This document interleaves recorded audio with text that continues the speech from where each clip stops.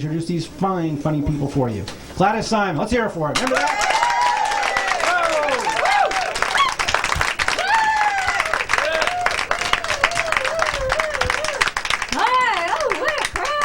Terrific. Hi, how you doing? Hi. Good. Hi. Welcome to my comedy room. So, you heard before the name? My name is Gladys. And for the hearing impaired? Comedy is taking over the world, right? You love comedy? My fan over here. People always ask me, what made me get into comedy? Divorce. Divorce. I needed something to do so I could really suffer. This is torture. And I can't believe I'm doing comedy above a fish restaurant. See? Little fishes here. 3 little fishes. I'm allergic to fish. Isn't this wonderful? I love meat. Does anyone still eat meat? Yeah? Anyone eat meat? Where the meat is? Your name. Pretty girl with the hair. Where else? Yeah, meat eaters here. How do you like your meat? Rare. Medium rare. Medium rare. That's a good answer because this is good. Do you know the difference between medium and rare? Yeah, I'll tell you. This is medium. And this is rare. And this is my ex-husband. Now you know why I'm divorced. What a shock. This little pee-pee. Oh. And you know, before I got married, I was a virgin. I was. I wouldn't lie, or God would strike me down and make me short. This is really rough. So any women in the audience not married? Who's not married here? Can I tell you something? Get married. To anybody. Don't be so fussy, picky. You know why I should get married? Because it gives you the security to look around for the right guy. Why be lonely while you're looking? Have somebody to come home with till you can replace him. So, anyway, this is amazing. And dating is tough. Hi, welcome. Newcomers, hi. Welcome. Oh, right up front. Thank you. Okay, let me help you. Here, sit here. Let me take your bag. Moving a little closer. We're taping now. Okay, thank you. Don't forget to tip the waiter, Andreas Esposito. Give him a hand. Don't forget. He just came here from Colombia with a suitcase and a spoon. He needs your tip, so anyway. So dating is rough. Hi, dating's rough, you know. And my whole life, I got very confused. I always dated men between 6 feet and 6'6". I came up to their waist. I wonder what they saw in me.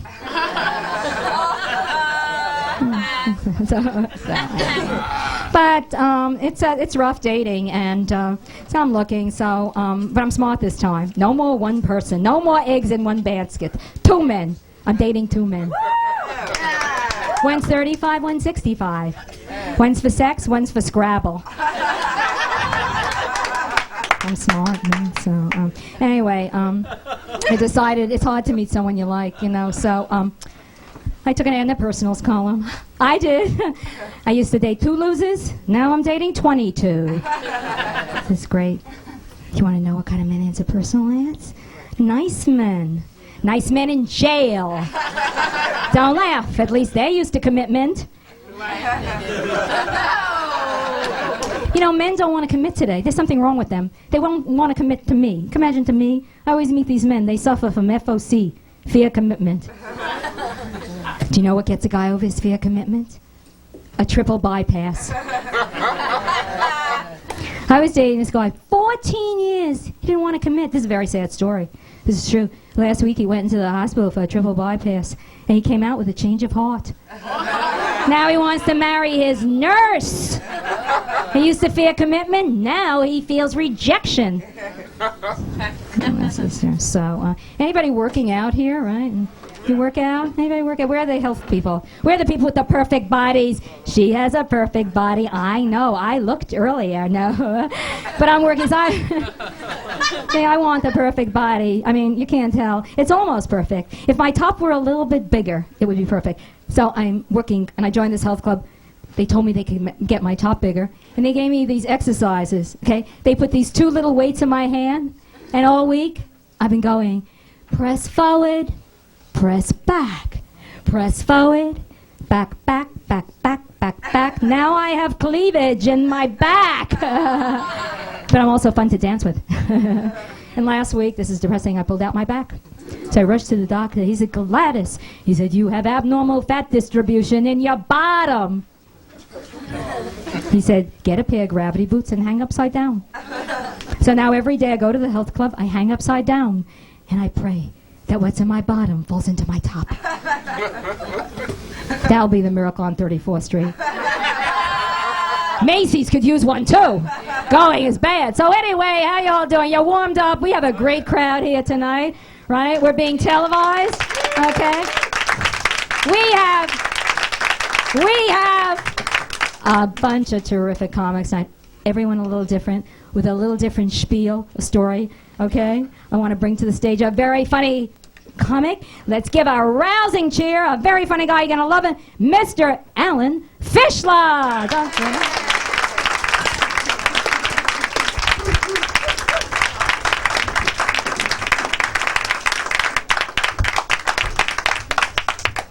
Wow, thanks. Feels like I've won something.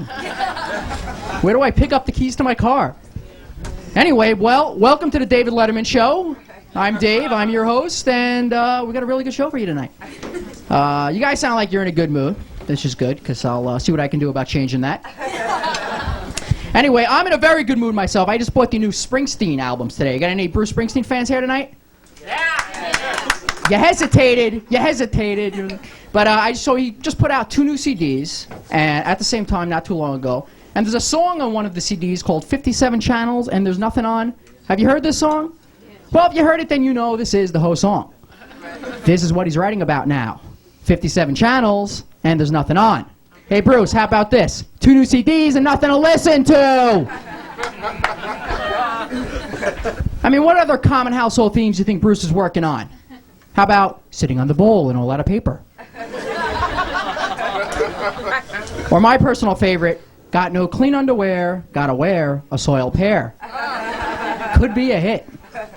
Anyway, I'm a big tennis fan. I went to the U.S. Tennis Open for the first time this year. Very exciting, had a great time. Kind of weird though, I noticed a lot of the spectators, a lot of people who go to the Open, actually go there wearing tennis shorts, tennis shirts, sweatbands, headbands. Now, what are they thinking? They might be asked to play in the match? Like one of the professional players may get injured, and official's gonna come out going, You look pretty good. Nice shirt. Come here. You're going to play McEnroe. He's got a little bit of a temper. You'll be okay. Anyway, just this past weekend I went to go see that new movie, that blockbuster hit, Home Alone 2. Anybody see that movie? Yeah. It was okay. What'd you think? Good? Bad? Yeah, it was okay, although I didn't think it was quite as good as the book. You know, because with the book, I really felt you got into the whole Macaulay Culkin psyche. And I really felt, when watching the movie, I knew the whole motivation for Kevin. But, you know, movies, a lot of movies just don't live up to the books, you know? What's that other movie? Porky's? Right. Talk about butchering a classic. Who was it? Shakespeare that wrote that? I was shocked. Anyway, a friend of mine is unemployed, out of work, and I was helping her with her resume this past weekend. You know what a resume really means, don't you? It's a French word, stands for page of lies. It's true, because everybody lies on their resume. I know I do. Looking at you people, I know you do. Yep. There are some certainties in life. But it's true, everybody lies on their resume. I don't care who they are. God lies on his resume. I'll be the first to admit he probably doesn't need one. He could probably get that interview with that name recognition thing alone. You know, but you know if he has one, he's exaggerating on it. Probably has on it something like, created the world in 5 days, rested on the last 2. Just to give him that little extra. But I don't think God would do very well in an interview, you know, today. Can you see him in the interviewer looking at God's resume going, all right, but what have you done since you created the world? Sure, you had a few miracles here and there, parting of the sea, 10 commandments. Those things are nice. Yeah. But tell you the truth, we're looking for somebody who has a little more consistent experience. No offense, you seem to be a little all over the place. But I tell you what, we'll let you know. Thanks very much, we'll let you know. Do me a favor, on your way out, you want to send in Satan? Equal opportunity employer. But But I myself, I don't like going in interviews myself. See, my thing is they ask dumb questions in interviews, don't they? They really do. My favorite is, what are your 3 greatest weaknesses? Now, who is the moron answering this one honestly, huh? Is there somebody actually answering? Well, I tend to oversleep, so don't expect me in the office until noon.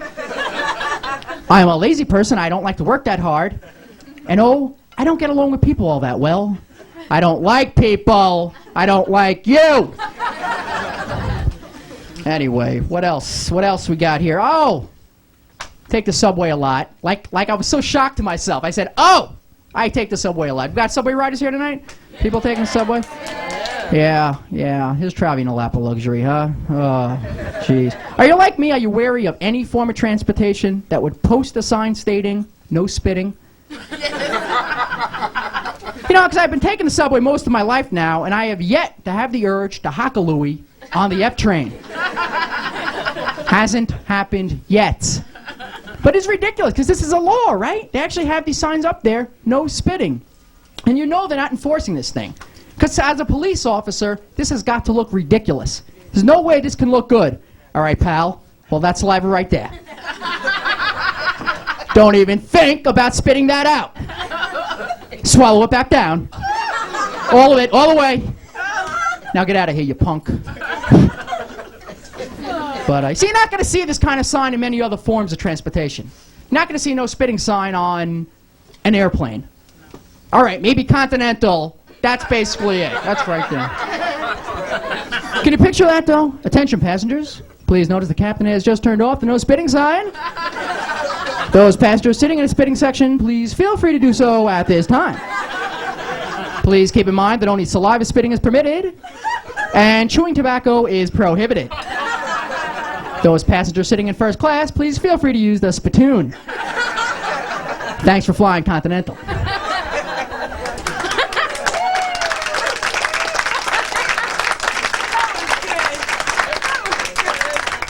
The only thing better than the no spitting sign is the subway ads. These are great, aren't they? I saw an ad not too long ago, just the other day, for a rehabilitation center. And I think this is a great idea if it helps people, but this one kind of puzzled me a little bit. Had a picture of an attractive, nice-looking woman on it.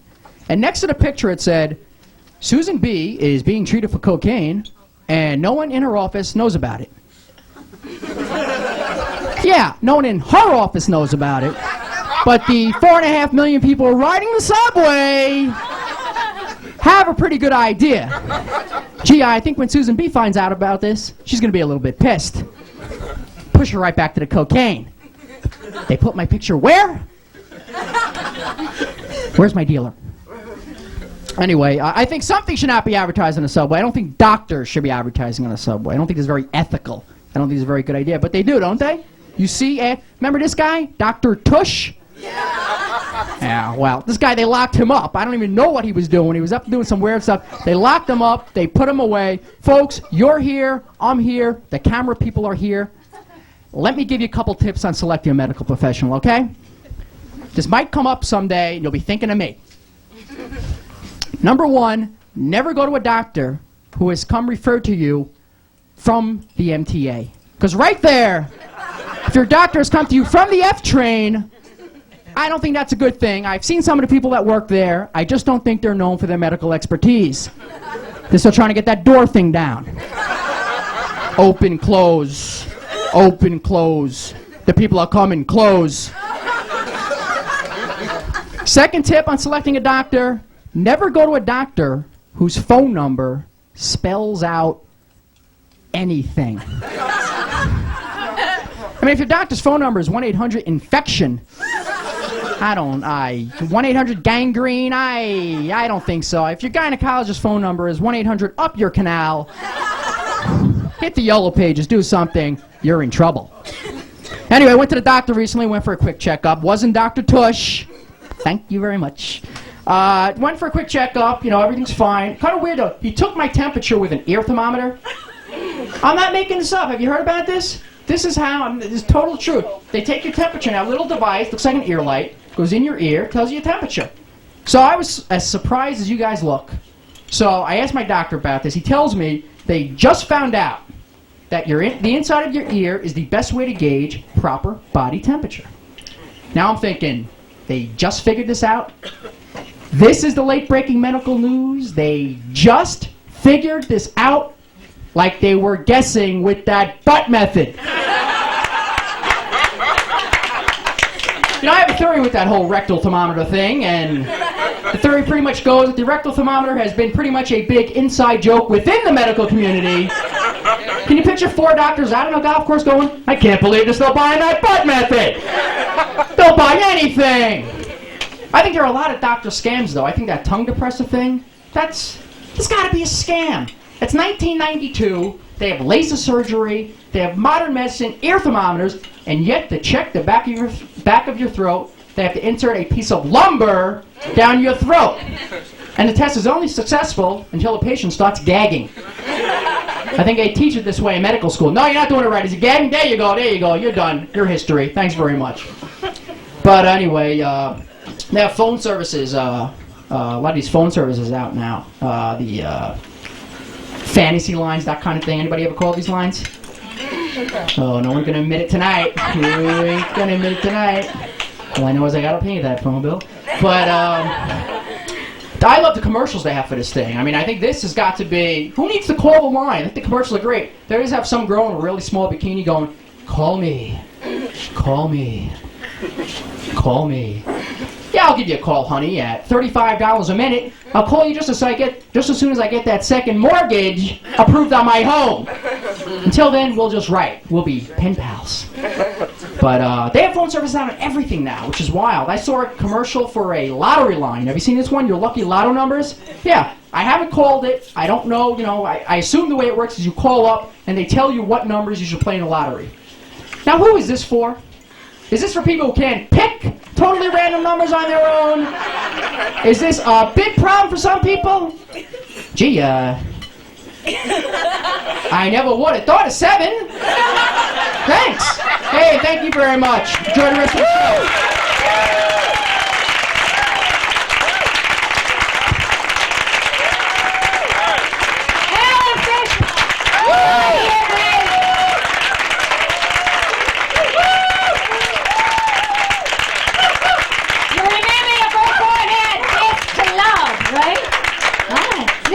Here. How you doing? You missed my whole act. I'll do it over. No, I won't. But I gotta tell you, comedy's amazing. And while I was gone, do you know what I did? Took a second. I just did the Joe Franklin show. Huh? You know Joe, no? He's the one when you fall asleep at the TV and you get up, he's still on. Amazing. Comedy's amazing. It's like, and last night, show you I'm getting famous. I played this little comedy club in New Jersey. It was called the Little Comedy Club in New Jersey. There was an agent in the audience. There's one here tonight. Hi, Chester. See anything? The agent in the audience, he says to me, Gladys, he says, I have the perfect spot for you. And I'm thinking, Las Vegas, Atlantic City, Reno. He said, the nursing home circuit. You'll kill on the nursing home circuit. I said, I'll take it. It's the one place I know where if I bomb, I could get out before they do. This is wonderful. Having a good time. It's a wonderful night. We have some great comics. I want to know that we have somebody coming here who's never going to bomb. He's just going to kill. No. He's going to put your hands together. You're going to remember you saw him here first. He's up for a major series. Robert Falcone.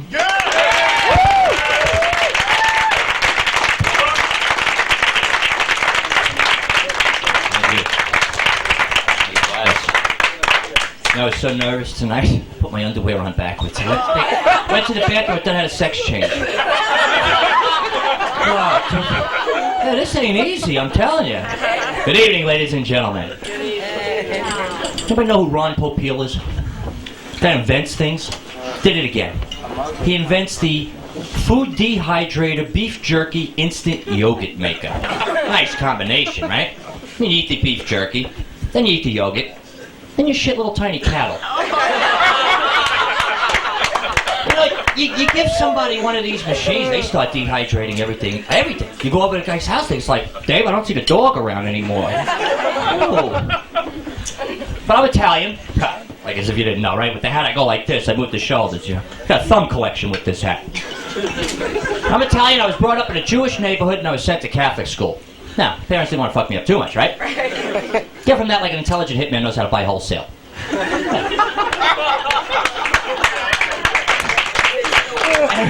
Anybody here went to Catholic school? Yeah. All right, if you went, what's this? That's what the girl used to get out of her seat. Remember that sound? I always had a fetish for that. Something I always like, it just does something for me. And what is this expression they say? A man looks for a woman that reminds them of their mother. The last thing I want to do, if I'm looking down making love to a woman, is to see my mother. You know what you can do? Look at me and say, Rob, did you change your underwear today? I'd be very nervous. Always meet an Italian girl, she says. Meet an Italian girl. I want you to meet a nice Italian girl. Somebody like Madonna, right? Nice coffee table book she came out with, huh? Somebody like that. Did you see the Truth or Dare movie? Somebody like a bring home for dinner and watch her deep throat the wine bottle in front of her. I'm scared to death of Italian girls because you go to Italian girls once. Second time, they want you to come home and meet the family. That's when you meet Cheech, the brother that looks after the sister. It's like they put their arm around you, like they crush melons with that on. Come here, I want to talk to you, Put the arm around, it's like garlic's coming out here. They're going, that's my baby, you take care of her, break your goddamn lip. Need a job? It's like Italians are the only people that warn you and then say, go out and have a good time now. Ooh. But my longest relationship was with a Japanese girl. 10 years. Mom would love that. But now, Japanese and Americans, that's okay, but culture's class between Japanese and Americans. We all like to get in bed at night, get cozy, have a snack while we watch a movie, right? I also like to turn around and see your girlfriend eating a raw flounder. A little seaweed they put next to it. I'm gonna tell you, I see a raw fish in bed, I get a little nervous.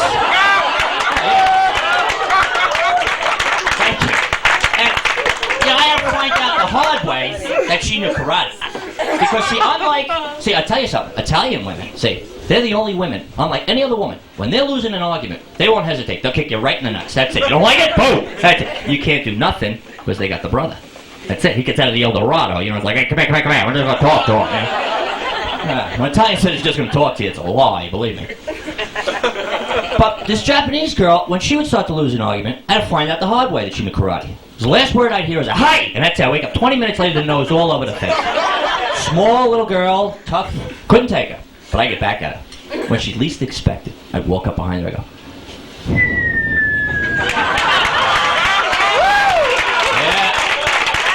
And the shelter's there, let me tell you. Thank you. Went out with a Filipino girl? It didn't work out, 2 days. My dog was missing. Oh, good. Oh, good. So now I'm dating again. After 10 years, I'm dating again. Lots changed. Girls don't eat Quaaludes anymore. Hey, used to be you went out, you picked up the first girl foaming at the mouth, you'd score. The girls got straight and guys walk around and they go, what do you think? I'll call you Thursday? What do you think? Anything? I won't call you at all. Whatever you think. Very nervous. And dating in the 90s, we got things like, everybody's come up front now and they feel good. That's why we got phone sex, right? Guys don't admit to phone sex, though. They don't know why the phone bill's $400, but they say, no, I've never done that. I've never done it. I'm a little intimidated by it, because I think this is what's going to happen. I'm going to call up and I'm going to pick up the phone. She's going to say, hi, no. Take your dick out, put it in your hands. You stroking it? Is it getting good and hard? No. Hold on, your mother wants to talk to you. Ooh.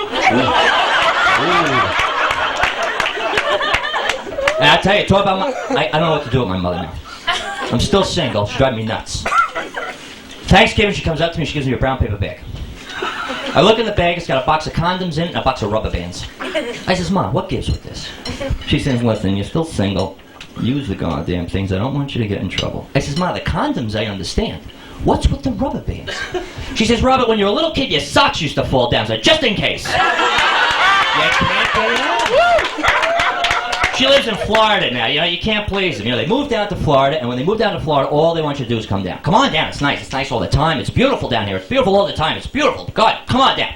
5 years later, the role reversal takes place. You call them up. You want to feel nice. Say, hey, Ma, how is it? Nice down there? It's fucking hot down here. That's what it is. I'm disgusted with it already. Oh, boy, I tell you. My dad wanted to drive me here tonight. It's like, he's still looking for the place. It's like they get to that age. They don't want to say, no, I can't hear no more, whatever. Oh. And I think my sisters are trying to kill me. Because Pop can't drive anymore. And they say to me, listen, Dad's got to take a long trip. And he can't drive anymore. So why don't you go with him? So you know what it's like to drive with my father for 3 hours? You're the people that are giving him the finger. Yeah. Can't get the you can't get the child out of it. Keeps a fuzz buster on the dashboard, right? Boop. Oh, Smokies. Smokies, he calls them, right? Yeah. As his pop, 35 miles an hour in the left lane, you don't have to worry about Smokies. He'll put flames on his car, give him a cowboy. He thinks he's Burt Reynolds or something. It's crazy. Oh. Try to quit smoking cigarettes. It's a bad thing today. We're the last of a dying breed, right? But you go into these mini-mart stores. Nice thing of marketing today. You walk up to the counter, and what do they got? A package, 3 packs of cigarettes, a watch, a camera for like 99 cents. Okay? See the names on these cigarettes there? I mean, can you imagine what the commercials would be like? Avalanche, for that cool Buried Alive flavor. Rock Wranglers, a butt you could stand behind. Ooh. Imagine what that would be like. How many of you want to kill that blonde-haired kid that sells encyclopedias on TV, huh? Is he obnoxious or what? I had to go to my 20-year high school reunion. Who comes up with these ideas? I mean, when the teachers aren't showing up because they're dead, I think that's time to, like, call it quits, you know? Going to your high school reunion after 20 years falls under the category of having to lie. Because you see people you haven't seen in 20 years, and what do? You stand there, hey, you look great. No, I haven't seen you in 20 years, you look fabulous. It's done you justice, really. Holy shit, Jesus. That's your wife. You made out all right there, buddy. Let me tell you something. Big as a goddamn house. Ooh. Oh, it's hard. To sum it up, my 20-year high school reunion was like the results of drug abuse in the 70s. That's what it more or less sums up. But what are you going to do, right? So today, you got with dating and all of these problems today, we resort to things like hobbies, video games. Anybody here into video games? Nintendo? I got a friend of mine who's into Nintendo. Eats, drinks, and sleeps Nintendo. Call him up. What are you doing? Play Nintendo. I'll call you back. 9 months later, I hear from this guy. Go up to his house. He's got a cute little 4-year-old kid. Biggest thing today is Ninja Turtles. That's all he's playing. Ninja Turtles, Ninja Turtles, Ninja Turtles. He says, Rob, want to see what I like? Kicks me right in the nuts. What are you going to do when a 4-year-old kid kicks you in the nuts? Sorry, his father said, very nice kid you have, very nice kid. Oh, tell me about it. So, now let me ask you something. Is every Iranian named Mohammed? I think if you go over to their phone books, no A's or B's. M for Mohammed, O for Omar, and that's it, right? And they all drive taxis. I think if you go over to Iran, I think taxi drivers are named like Dave, Mike, Eddie, right? Somewhere there's an Iranian going, dumb fucking American, don't know where he's going, I don't know what we're gonna do. It's just a role reversal thing. Do I look like a cop? People say sometimes I look like a cop. That's got its good points and its bad points. Can't cop drugs downtown no more, that's one thing. But then who wants it today with this crap today you got, right? Not from the old days. This is getting high today. They got this drug. No, this is great. I love this high. No, it's great. I feel fine. No, it's great. Can we make another call? What do you think? It's too late? What do you think? That's not I'm from the old days. You smoke a little grass, you get mellow, you know. Take a tab of acid, stare at a poster for 4 hours, you know.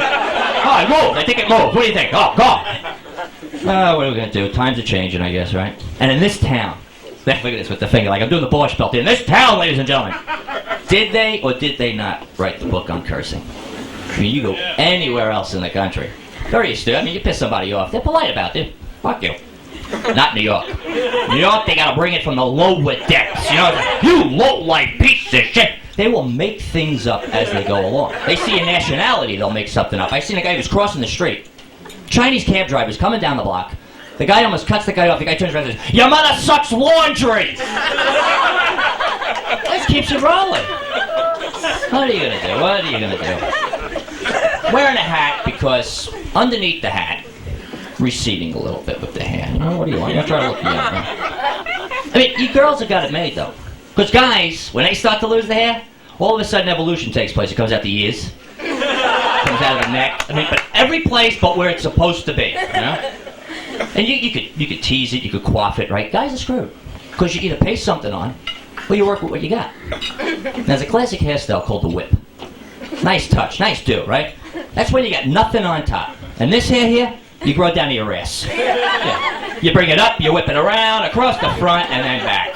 That's a nice do, right? But I seen a guy on 34th Street on a windy day with that. His hair blew back, wound up on 33rd Street, looked like he was wearing a cape. Very unimpressive. Very unimpressive. Thank you. You know, and guys, they like to male bond. You know, I mean, we talk, like, you know, and I think I'm going to talk to you everything. I'm going to talk to you. He's losing his hair. You know, I've been watching this show. They got this, this polyseal method here, this polyseam seal method there. What are you talking about? Well, you know, they put these polyester strands in your hair now. Hey, what do you have, a leisure suit on your head? I mean, what is this? Polyester. He goes to the beach, his hair melts. That's it, you know?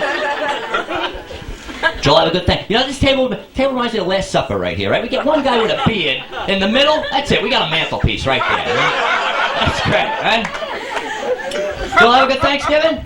Yeah. That's good. That's good. So did I. Only Italians, we don't have turkey. It's a thing called capon. That's it. I'm not gonna a capon. What's a capon? You know what a capon is? Turkey with its balls cut off. That's what we do to make meat tender. I think the animals are getting a little pissed off about that, right? I think we're all under a little disillusionment. You know, they say, you know, you die, you go to heaven. Not humans. Only the animals are going to go to heaven. All the humans will be in hell. And all the animals will be saying to God, like, you know, you did all right. Until you met the humans. Then you fuck things up really good. If you're going to give it a higher intelligence, why don't you do it to the snakes? I mean, you shortchange them with the arms and the legs, you know. Because really, you know, they're getting shortchanged out of this.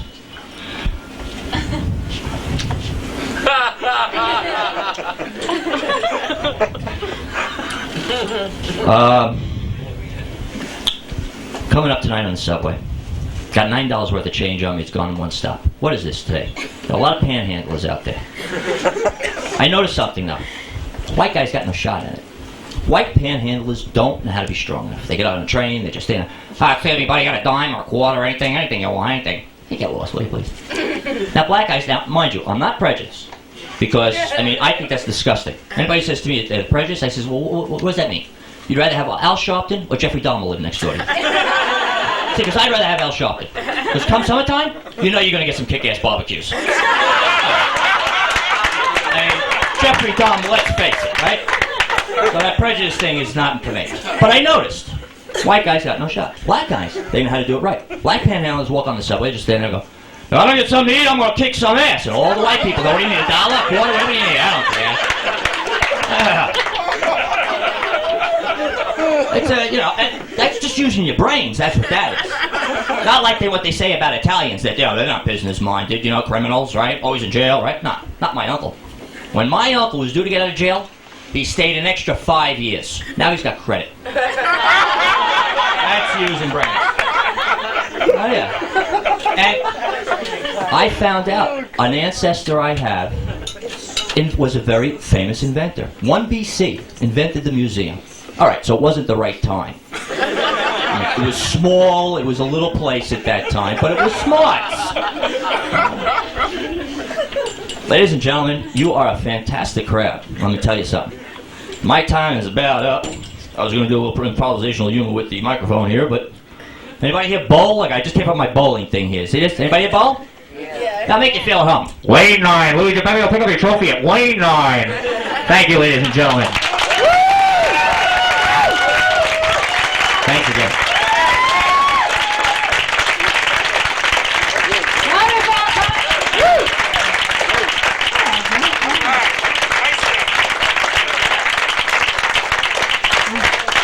You should see him without that hat. He's gorgeous, gorgeous. And he asked me for it. I said, want to marry me? Thought, well, maybe. He said, if you don't mind, I have a girlfriend. I said, why should I? Do you have a girlfriend? No, it's like amazing. So, we're the married people tonight. Oh, married? You're married, right? Married? Sex good? Looking at me. What about your wife? I was thinking I want to get married. For one reason. Sex. Because, you know, I'm still a virgin. You know? Married people know when you're married, there are 3 types of sex you have. You know what they are? There's house sex. When you first get married, you have sex all over the house. In every room. In the kitchen sink. I fit in there. In the bathroom, in the bathtub, on the toilet seat, the seats up, the seats down. You're naked all the time. You love your husband. And then there's bedroom sex. After being married for a while, you just have sex in the bedroom. And then there's hall sex. Hall sex, you know hall sex. After you've been married for many, many, many years, you just pass each other in the hall and say, fuck you. I had to throw that in. It's not for television. Okay, I want to bring to the stage now. Whoops. Guy's played in my room a lot. He's sort of very special to me, and we talk a lot. And I always say he's just one of my favorite people because he's got warmth and charm, and he's funny. Put it up. Let's hear it. Mike Buccetti! Come on, let's hear it.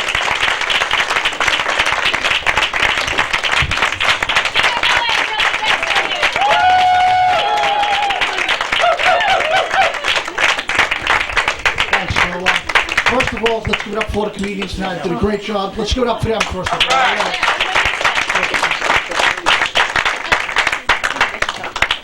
The other day, my mother said to me, Mike, you're going to give me a heart attack? Poor nervous breakdown. I said, take the heart attack. It's less paperwork. My mom said, Mike, you should buy a book on self-improvement. But unfortunately, they don't sell libraries all at once. My uncle just passed away last week. Yeah. Oh, thank you. Anyway, he wanted to be cremated instead of buried. Maybe it's better this way. Now every time I smoke a Marlboro, I remember him. That's some sick bastard. All right. How many single people was tonight? Single people. Please show them. Single people. It sucks being single in New York. I just had this hot date with this foreign girl from Sweden. It took me 2 hours to inflate the bitch.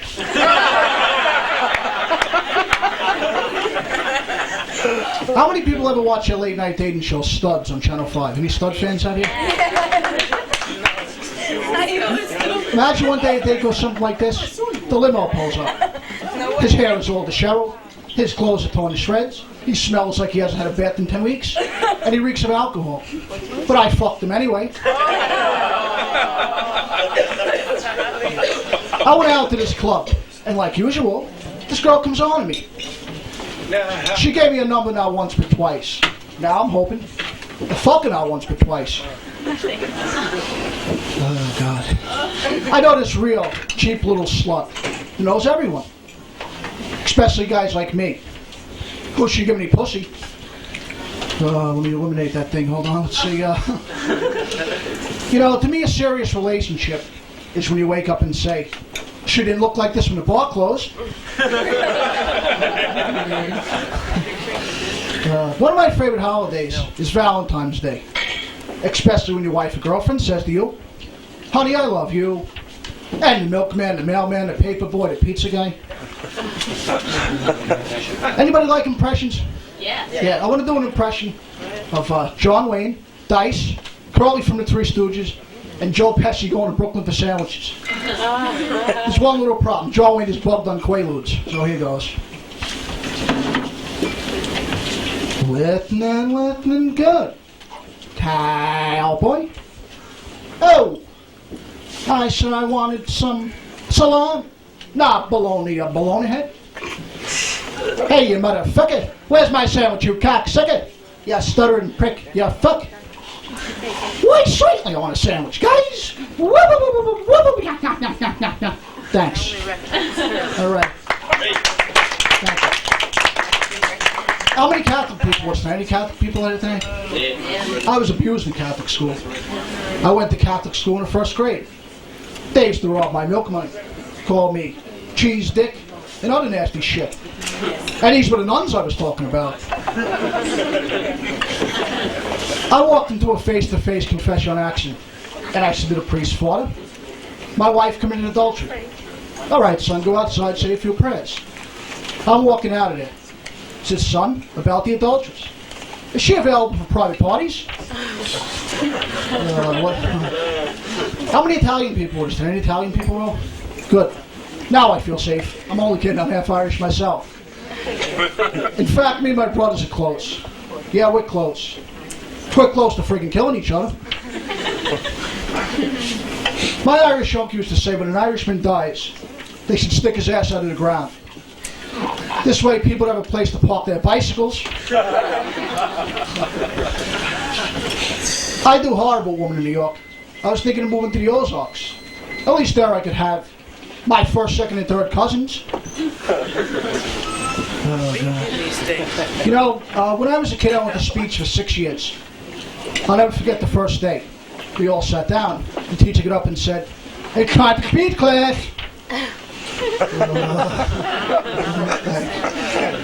I like those afternoon talk shows. But imagine when she dies, Oprah comes back as a battered lesbian working in Dunkin' Donuts. How many people like Jerry Lewis out there? Any Jerry Lewis fans or anything? He's a great guy, you know? In fact, I always wanted to go to one of his telethons. But I was afraid if I sat close, they'd all turn around and say to me, "Look at him, he's walking. Look at him, he's talking." Let's see what else I got here. Believe it or not, I was a Marine. You know what I think USMC stood for? Uncle Sam's Misguided Children. Shit. Let's see what else I can work here.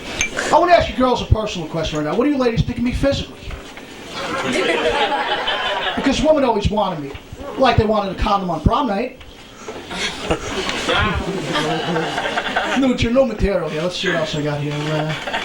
Let's see. You know, I knew I was having emotional problems when the clock radio turned into the Disney Channel. You know, before she got famous, I had sex with Cindy Crawford. And that's around the same time the Yankees won the Super Bowl. Okay, all right, like I said. I think my time's just about up. My name is Mike Bushey. Take care and good night. Thank you.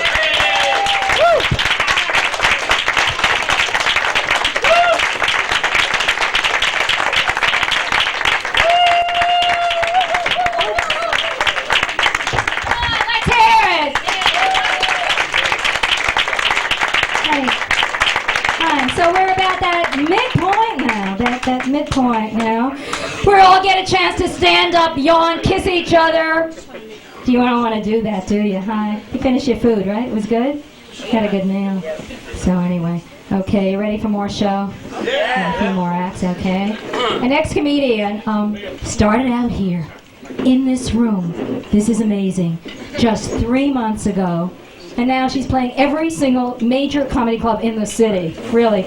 But she always comes back to this one, her favorite place in the whole city. Put your hands together to a wonderful comedian. I'm proud to have her here tonight with us, Miss Leanne Lord.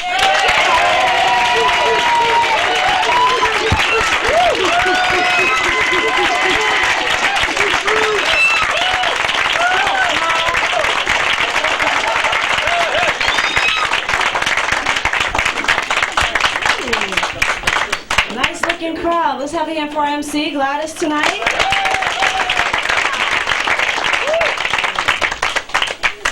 And I was running around the city today getting a little Christmas shopping done.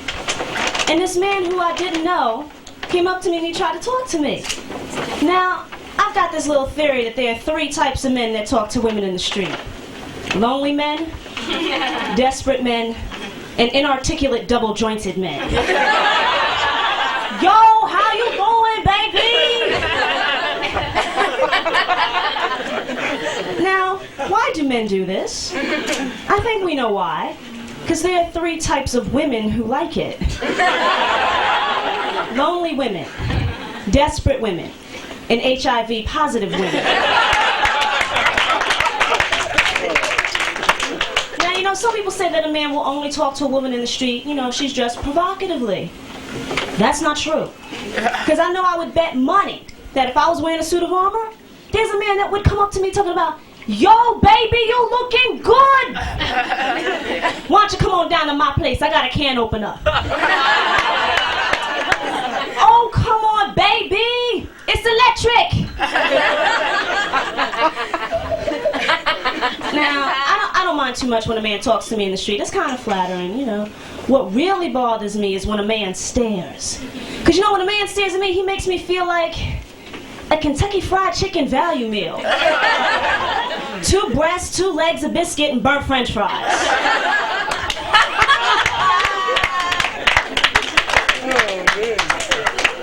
Now, I don't know why a man would talk to me in the street, because yes, I'm a grown woman, but I'm still wearing a training bra. I've done so much training, I think I'm going to be more than ready for the 1996 Summer Olympics. And my sport's going to be the high dive. No wind resistance. When I was a kid, I used to watch a lot of TV, and I think I blinked. Because all of a sudden, Tootie from The Facts of Life had breasts.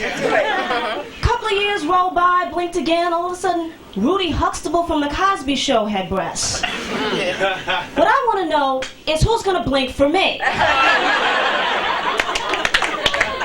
See, I thought about getting a set of those silicone breast implants, but then I said, nah, only men should get that hard.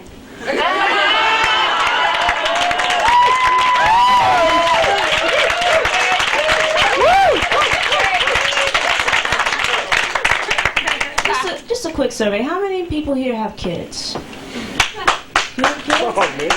You know, I just recently figured out why people have kids. Because when you're a parent, you have absolute, total control over somebody else's life. That's how my parents looked at it. I mean, when I lost my first baby tooth, my parents told me that the tooth fairy was going to give me 50 cents for it. Just 50 cents, huh? Call me suspicious, but that sounds like somebody's getting a kickback, don't you think? And I was right, because when I cut out the middleman and dealt with the tooth fairy directly, I found out that each tooth is really worth $500. So I sued my parents for breach of implied parental fiduciary contract. We settled out of court for a Barbie doll. Now, some of you may not be impressed with that, but at the time, this was a really good deal, because they had no intentions of buying me a Barbie doll. My parents said Barbie wasn't a good role model. They said, what kind of woman runs around town with fabulous clothes, a car, and a townhouse without a job? I said, I don't know, maybe a woman that got fair market value for her baby teeth.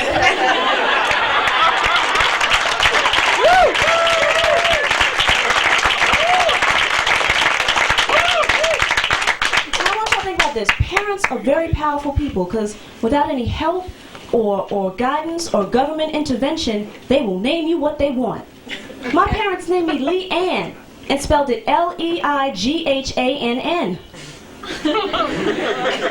I had to look that up. And I found out that Lee, L-E-I-G-H, is Old English, and that means from the meadow. And that's what I said. And Ann is Hebrew and it means graceful. If I put that together, that means I was gracefully conceived in a meadow.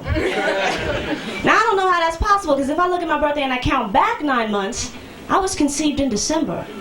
It's cold in December. How do you gracefully make love in a meadow when there's snow on the ground and a -10-degree wind chill factor? Guess that kind of explains why my middle name is Sherry, huh?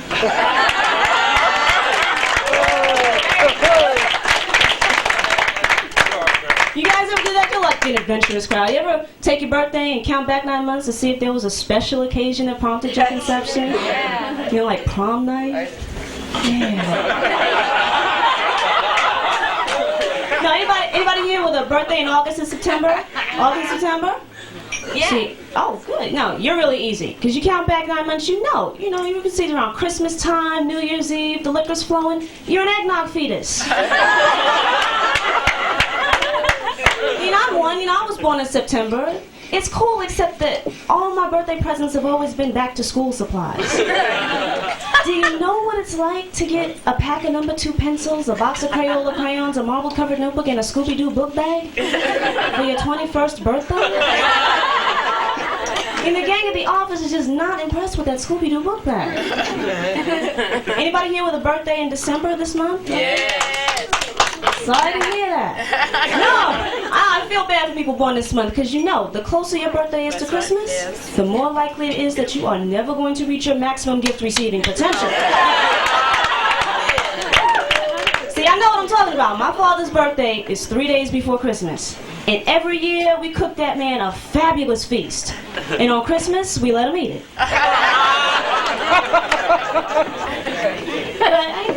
Parents have a lot of power, and I must admit it's a little tempting, but I don't really think I can have kids because I'm way too cheap. No, yeah, I mean, I've gone to Denny's for my free birthday breakfast. I'm one of those people that gets up in the morning and looks forward to going to Dollar Days at Woolworths. And haggling. You guys heard of that catalog, Victoria's Secret, the lingerie? I know the men have. Man's getting a glazed over look in his eye.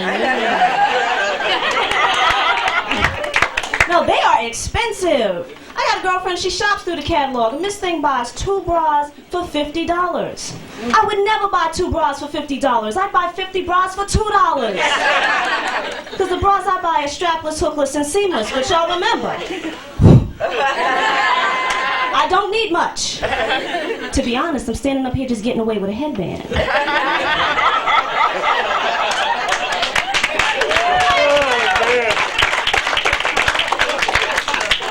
Yeah, I'm cheap. I'm way too cheap to buy a Walkman. You know, but I figure I don't have to if they keep making them the way they are and I can hear the music through everybody else's headphones. I was on the subway the other day. You know, a lot of people on the subway, you know, wear Walkmans. I'm sitting there, the guy on my right's listening to like a heavy metal tape. Person on my left is listening to a sensitivity training tape. Person in front of me is listening to a self-hypnosis tape. I get off the train an hour later, I stab somebody, apologize profusely, and then hypnotize myself into forgetting the whole thing.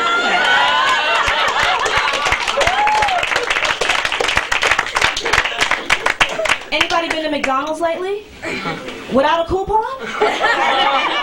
See, I'm cheap. I walked into McDonald's, I ordered a Big Mac, large fry, large Coke, and it cost me more than $5. What if I wanted an apple pie with that? You see, this is not what the founding fathers of the country intended. It was supposed to be liberty and justice and apple pies for everybody. And can somebody in this room please tell me what's up with the McDonald's commercials? Who's Calvin?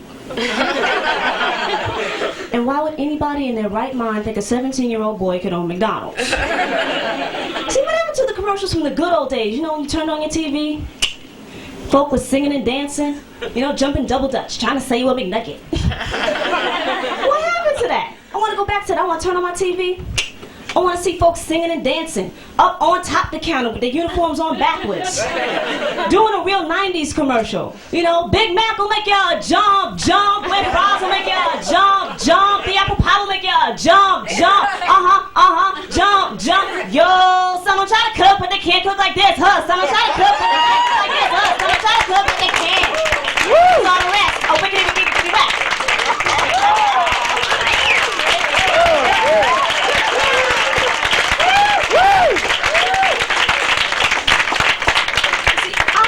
See a commercial like this. I want to see folk trying to sweat to sell me a burger.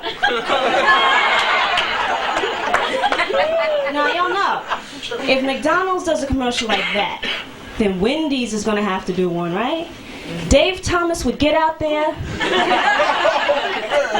dress up like a member of TLC, throw a hamburger over his left eye, French fries all over his clothes, and Dave would get out there, baby, baby, baby.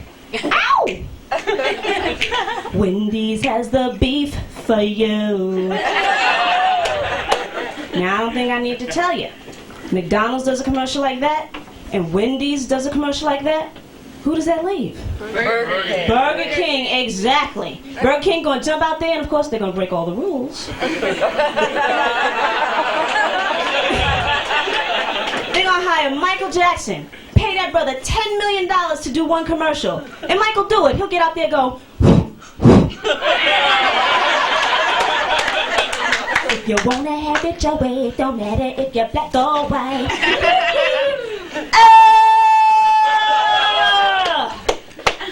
Pay me.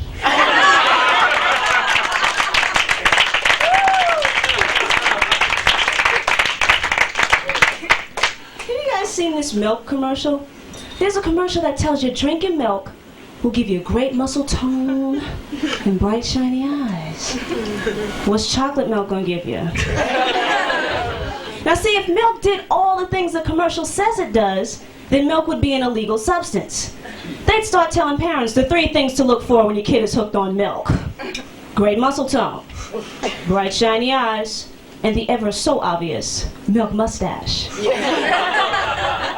Celebrities would start doing anti-milk commercials. This is your body. This is your body on milk. Any questions? And then, you know, when the rich kids start drinking milk, then the government's going to declare the war on milk. And several years from now, we just might start seeing presidential candidates going, milk? Yeah, I sipped it. But I didn't swallow it. Glad you guys were right.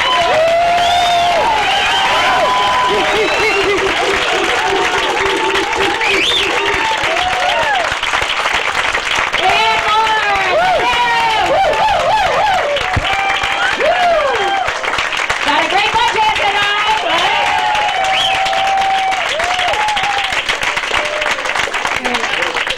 God, such a short time and she's so fantastic. It's like unbelievable. What does she owe it all to? No one knows. Her father. No, great job. So, are you getting hot? Is it too hot in here? No? You comfortable? Okay. So Leanne was talking about her birthday. We're the same sign.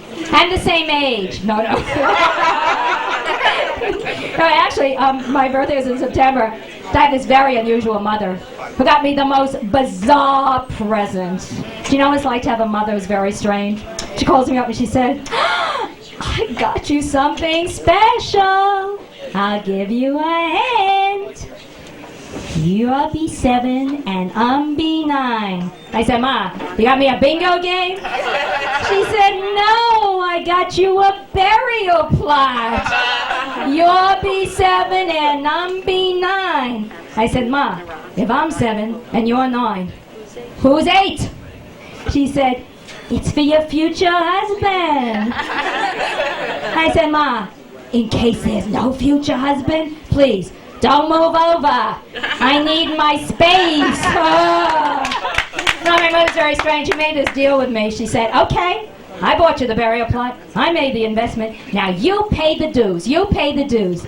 Now, you have to know my mother. She thinks I'm irresponsible. My mother could be on a respirator, getting ready for electric shock treatment, sick like you get. She calls me the first of the month. It's the first of the month. Did you pay the burial plot dues?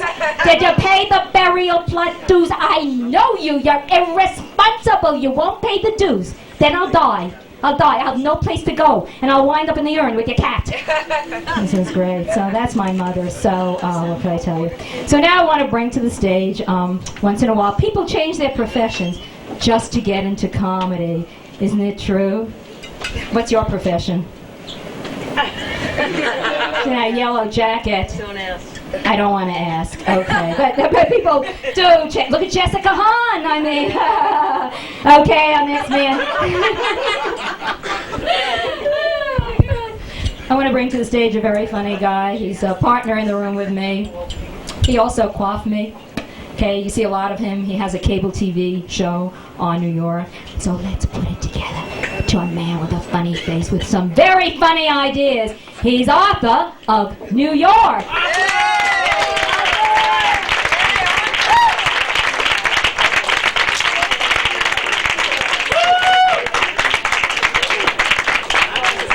I made it. That's the popsicle cord. Who did you expect? Robin Redford? Huh? I know what you're thinking. I know what you're thinking. Sex symbol. But I am. You know, I was a head poster boy from the Sex of the Month Club. I don't know what month, but it doesn't matter. And you know what? Let me tell you something. I'm up for Robert Redford's parts. Yes. His liver, his heart, and his organs. He's an organ donor. But they're saving the best. That's not up for grabs. But mine is. Anybody can grab it. Who cares? Let me explain something to you folks. You know, I call myself Arthur of New York because during the day, I'm a hair cutter. Right? And at night, a performer. Did you ever notice when a performer gets on the stage, what is the first thing he says? How you doing? How are you? You're looking great. Never saw you before in his life. You're looking great. You look marvelous. I bet you feel wonderful. What the hell is this, General Hospital? You know what I mean? Yeah. People, I want to tell you something. If you were sick, you wouldn't be here tonight.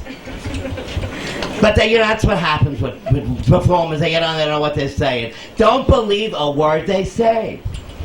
Don't believe it.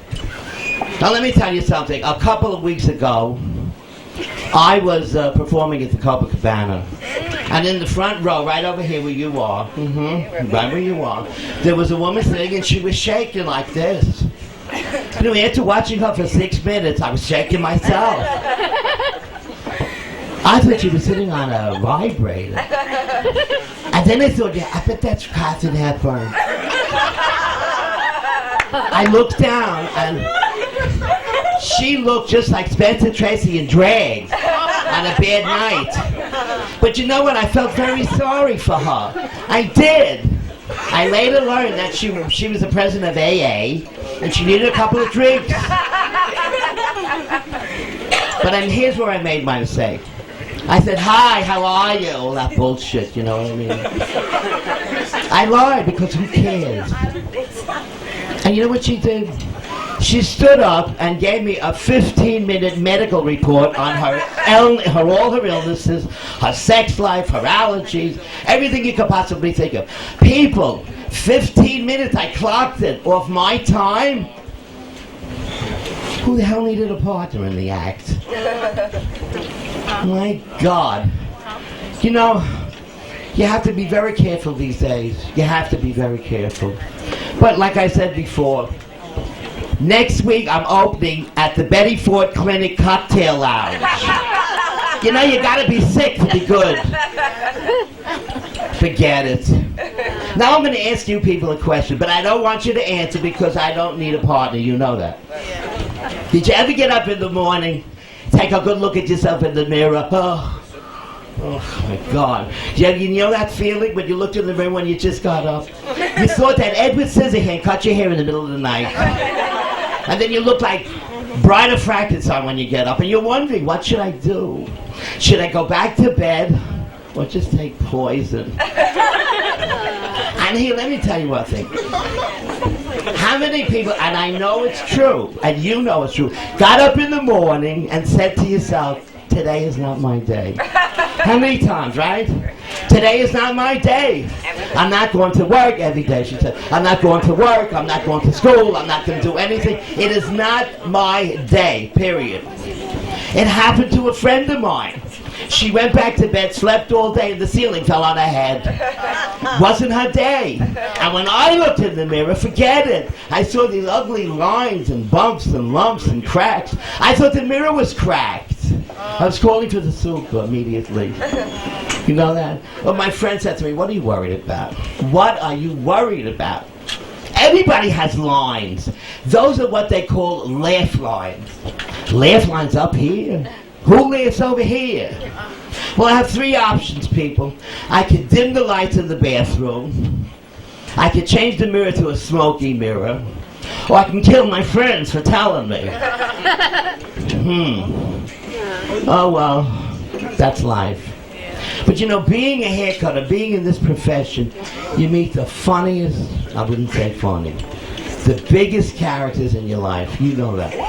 You ever go to a beauty salon? Forget it. A hair salon? Oh, what characters. I have one character, client of mine. She comes in every Monday morning. Not for her hair. Just to drive me crazy. She complains, she bitches, and she nags. Constantly nagging.